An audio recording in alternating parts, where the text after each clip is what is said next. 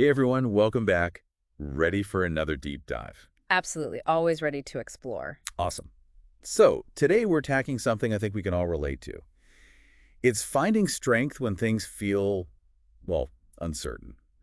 And we're going to look at this through the lens of faith. Really important topic, especially these days, right? Definitely. And, the source material we have is really cool. It's got personal stories, Bible verses, questions to think about. It even ends with a call to action. Sounds pretty comprehensive. It is. But the first thing it does is acknowledge something. Feeling a little shaky when life throws curveballs. Hmm. Totally normal. It's human. We've all been there. Exactly. But then it jumps right into how faith, specifically Christian faith based on this source, can be this amazing source of comfort and strength when things get tough, like really tough. Okay, I'm intrigued. Where does it start? Well, right away, it suggests thinking about a personal story, Yeah, a time when your faith helped you through something difficult. I like that. Me too. It gets you thinking right away. And it reminded me of something.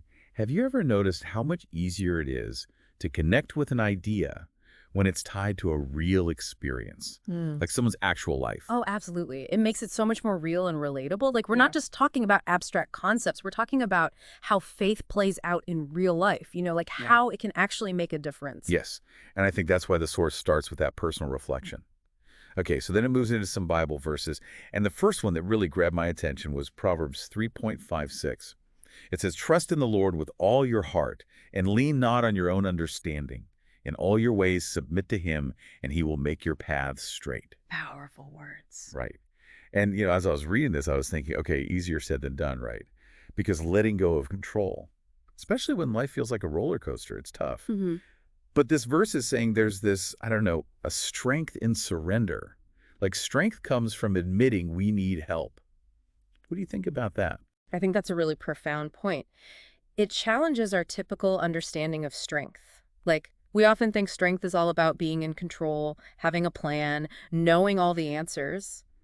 But what if it's actually the opposite? What if true strength lies in acknowledging that we don't have all the answers, that we can't control everything? Right. And that's where surrendering to a higher power, in this case God, comes in.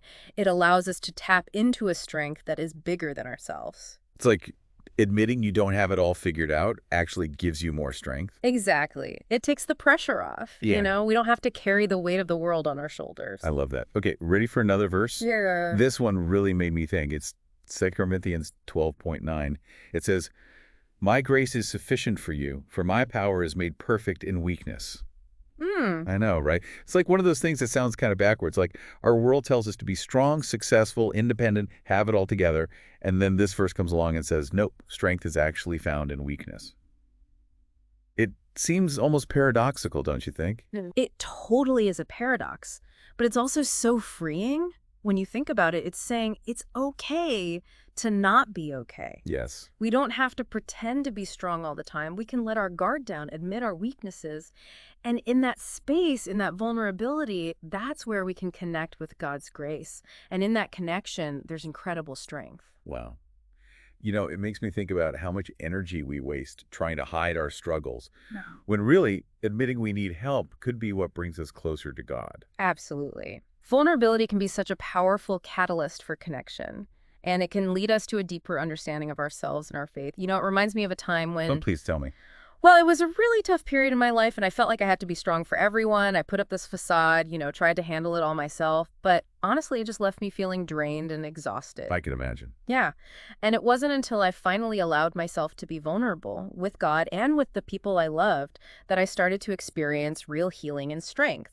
Thank you for sharing that. It's so powerful to hear real stories like that. Okay, ready for another verse? This one is so comforting, especially when you're facing a lot of uncertainty.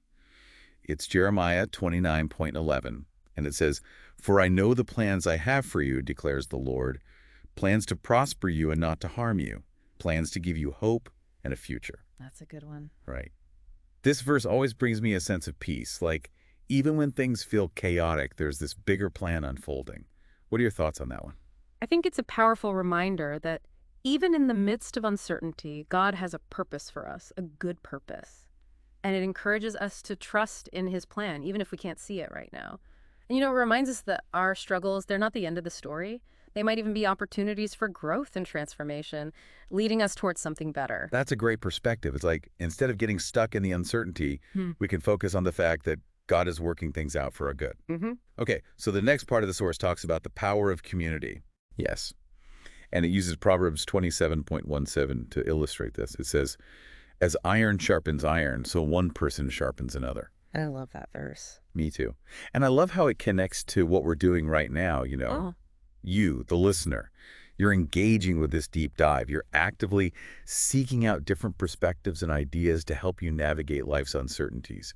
What are your thoughts on that connection? I think it's fantastic. We're all learning from each other, we're supporting each other, challenging each other, and growing together. That's what community is all about, right?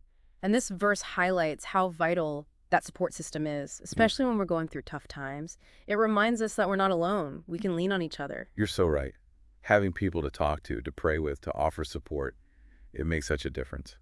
Speaking of prayer, the source also includes this beautiful prayer for finding strength and peace through connection with God. We won't read a word for a word here, but I do want to talk about the role of prayer, in finding that inner strength. Have you found prayer to be helpful in your own life? Oh, absolutely. Prayer is essential for me. It's a way for me to communicate with God, to share my fears, my doubts, my hopes and dreams.